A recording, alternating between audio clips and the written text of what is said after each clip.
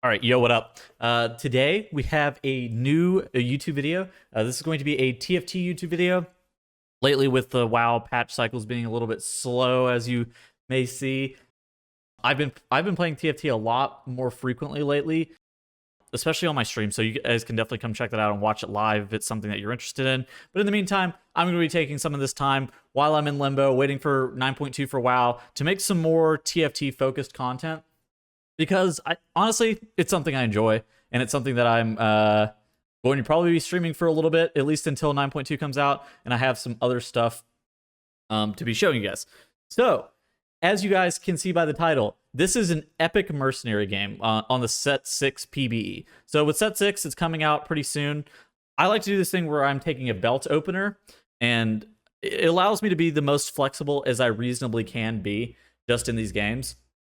And so once I do take the belt opener, I'm kind of in flux. I don't really know where I want to go with this kind of board. There are things that we're going to be doing here that, I mean, it's interesting because Set 6 has so many different nuances, but the biggest thing that we're dealing with today is like the fortune element of it. So it's a new trait that's called Mercenary. It's very similar to Fortune from Set 4, if you guys ended up playing that set at all. And so with this, our opener, it's looking really normal. So we're not even immediately going into Mercenaries. I actually really like Ezreal. I like Ezreal, and then I like some just generic frontline units as some of my early starting boards. So you see me even starting off with this here. And this is just like a fairly standard opener. I'm just kind of sitting here. I'm going to buy this Poppy as well, just trying to wait and see what I get from these orbs. And I get 2 Gangplanks. And Gangplank early is a very good unit, and if you haven't played much of the Set 6 PBE, the reason he's actually a really good early unit is because of his gold generation. Just as a general rule, his gold generation is fairly strong. And so now we have the first augment choice. And I pick a tome because none of the other choices were really that great. The Colossus choice is, I don't really like ending up playing Colossus that often. So for me, just running it and grabbing the tome made a little bit more sense. And so now I get a second mercenary, which is Quen. And I still have my double Gangplank. And now I get a mercenary emblem.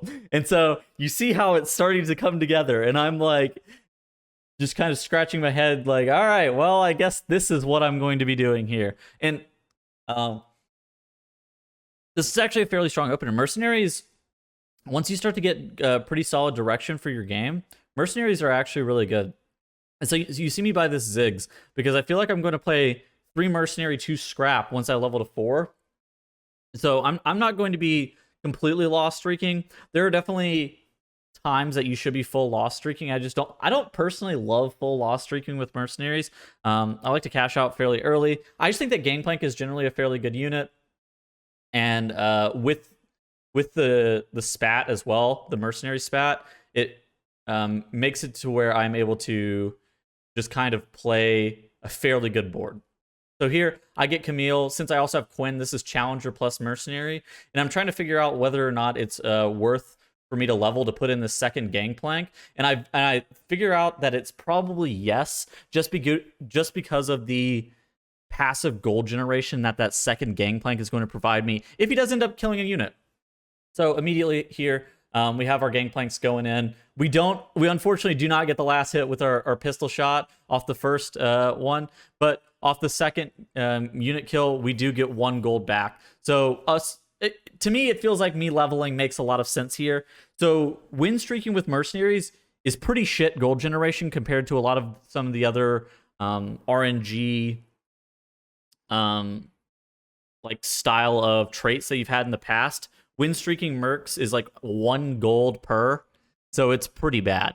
And so here I'm trying to figure out whether or not it's clockwork versus twin shot, and I end up deciding that it's clockwork. And we're gonna fast forward a little bit. There's not a lot that's going on. I end up eventually getting Gangplank 2. I slam a Warmog's armor on him, and then I also you see right here, now I have Mercenary 5. So I finally get an Alawi and an MF in my shop, or I'm holding Alawis, and I finally get an MF in my shop, and this allows me to play Mercenary 5. And Mercenary 5 is you just get an extra bonus dice roll on your chances. So this is actually a really good thing for you to be playing. And here's where it starts to get really epic. I get a tome. And so the stretch goal trait for mercenaries is 7. The last mercenary that I'm missing right now is a Tom Kench. And so if I could hit a Kench, then I'd have mercenary 7. But now since I have 2 tomes, it's going to be really easy for me to get 7 mercs if I do end up getting that Tom Kench later on. And so I'm going to make this Graves. I'm going to slam this tome. Ooh, another mercenary spat. And I'm realizing what's happening. And I'm like, oh, this is definitely going to make my board a lot better. Because I'm able to get this shitty Alawi off my board and put this 2-star Graves in. And I'm just like, all right, cool. I get a lot better of a board. That's my thoughts immediately. It's like, oh, shit. My board has drastically improved. And I'm going to be able to win some of these rounds. And so now we're going to fast forward again. We're going to the second augment. And I get another mercenary emblem. And this allows me to get 7 mercs on 3/3. And 7 mercs is something where you basically get 1 item component per round you win. And it is absolutely insane. It is a very good trait. And win streaking with it. So win streaking with mercenaries I was talking about earlier is normally not that great. But win streaking with mercenary 7, you are going to win the game. And that's just a matter of fact. And so here I'm trying to make my board the best it possibly can be. I leveled to 7 immediately to be able to fit in 7 mercenary because I just have to be level 7, right? So I level all the way up. I don't really care about gold. It's gonna be tough for me to win with this board. This board is really bad right now. So my 2 augments that I've selected are 2 traits, and like I was saying, this is just not a great board. This is a bunch of 1-star units and a 2-star Gangplank and a 2-star Graves. So I'm going to be able to kill some stuff. I'm not going to be taking full losses, but I'm not going to be just absolutely steamrolling and winning any rounds or anything. But I'm still going to be getting some gold from Gangplank. It's really good value just as a whole. And you see that I do have like a Warmog's armor slammed on him. That's something that it's important to realize is if you're going to be playing mercenaries or any of these like RNG roll shit, slamming items just is going to be your best friend whenever you need to cash out. So I'm going to be losing for a little bit. Like I was saying, my board's not good. So I'm going to be taking some pretty fat losses here. And at some point, I'm going to have to roll down probably on 4-1 to try to get direction and try to cash out. So I'm at 3 losses right now, as you can see on screen. So like I was talking about. So here's where I'm going to be rolling down a lot of my gold. I do have a Gen, and I'm starting to slam some items on him because I'm in a spot where I need to win very badly. And so I'm going to be trying to like 2-star a bunch of the stuff that's on my board. And I think that I'm actually being a little bit slow here. And this is something that's going to happen to a lot of players at the beginning of the set, is that they're just going to be really slow with some of the things. I get a Kaisa, and I know that that's immediately better than my Orianas. And so I lob that Ori, I drop in the Kaisa and immediately spell crit her with the Jeweled Gauntlet. And this is going to be something that's going to make it a lot easier for me to cash out. I hate that I have a mercenary spat on her, but ultimately I really don't care because I'm not trying to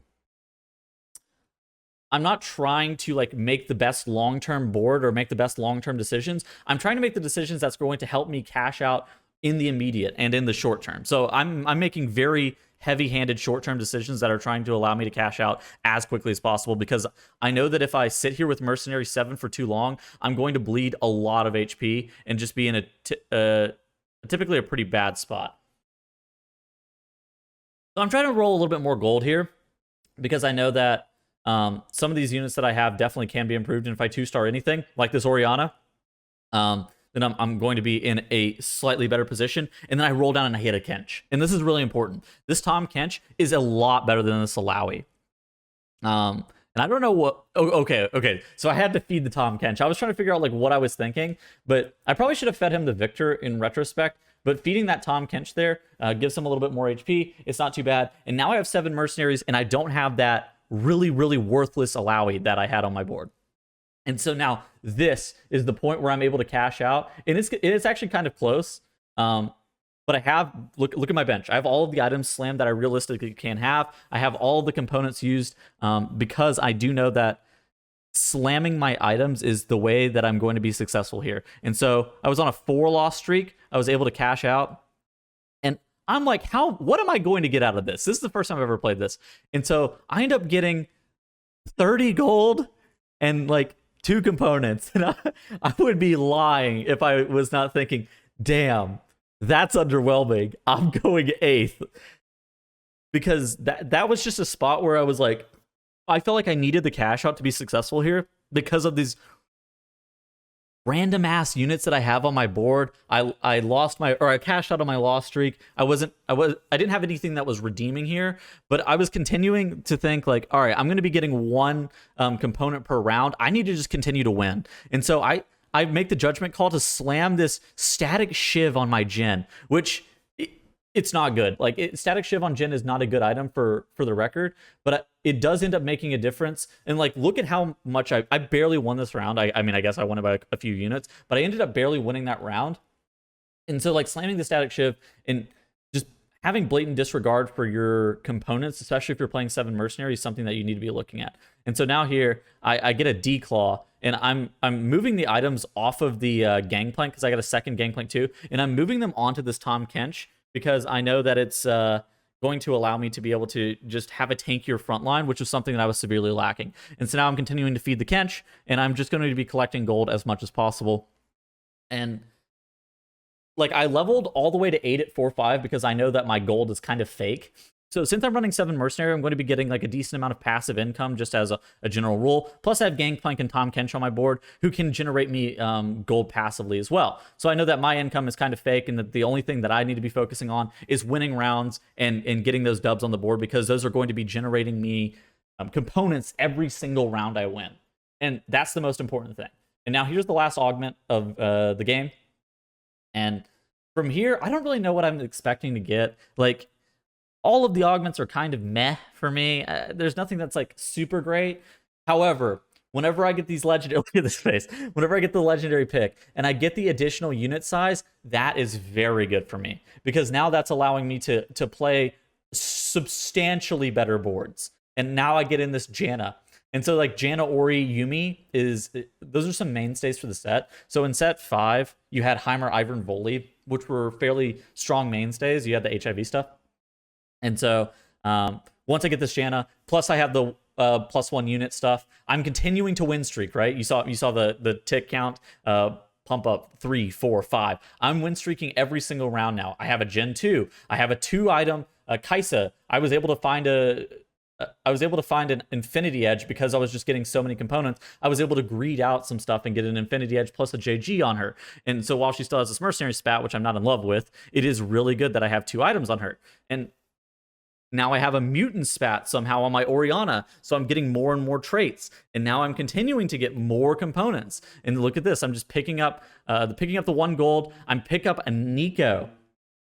And I'm just like, okay, holy shit, we're completely sending this. And then once I get this Kaisa 2, it kind of feels like it's in the bag. And I was doing really well in the lobby before. You see me streaking at 39 HP, and I'm doing excellent now. And continuing to just pick up as many items as I possibly can. I know that my breaking point isn't going to be my DPS because I have Kaisa 2, Gen 2. These are units that are going to do just really well. I know that I need to just be picking up as many frontline items as I reasonably can. I get another Nico, and it's just like, I don't necessarily know what I'm going to do with this. It's probably like a Tahm Kench 2 angle. Like that kind of stuff is something that would be really good in this situation. And so now I level 9 because, again, my eco is kind of fake. And I immediately Nico, not immediately, but I do Nico this Kench for Kench 2.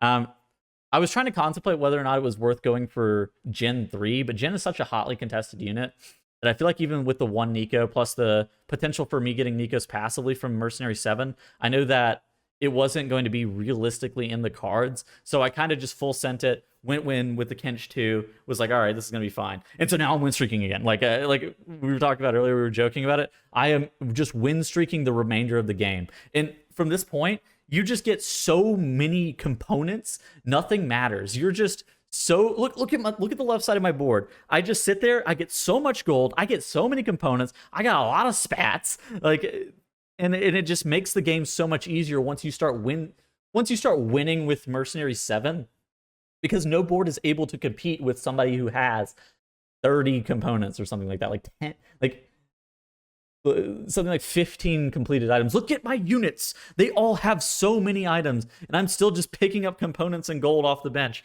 And I'm like, I don't really know what to go for here. I'm just going to continue slamming stuff. Look, it's just like, all right, I guess I'll slam a Shroud. And I'm just rolling it down, just trying to, all right, maybe I'll 3-star something casually. I'm looking for 3-star Kench. I mean, that guy the guy that I'm playing against has Kench too, so there's no way I'm going to get the 3-star Kench. I wasn't looking very diligently, but it's not like it really mattered. And so now I'm just sitting here trying to make sure that I'm going to win every single round. And like I was talking about, nobody can realistically compete with this many items. And this is just how you win streak as Mercenary 7. I thought that this was just a very fun game from the set 6 PBE as a whole. I hope that you guys enjoy the TFT content, and I will be bringing you guys some more, and hopefully from the set 6 PBE, and some more as well once set 6 goes live. I hope you guys all enjoyed the video, and make sure to remember to feed your Tom Kench. Goodbye.